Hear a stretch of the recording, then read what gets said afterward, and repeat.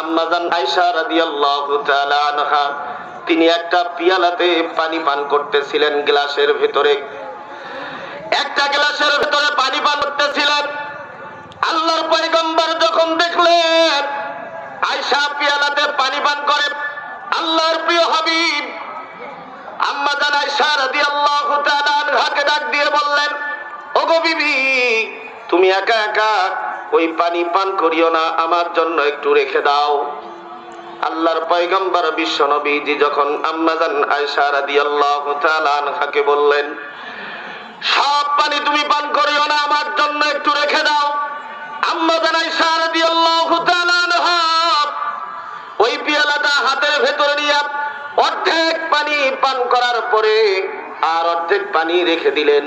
আল্লাহর পয়গম্বর বিশ্ব নবীজির হাতের ভেতরে দিয়ে দিলেন। আল্লাহর পয়গম্বর বিশ্ব নবীজি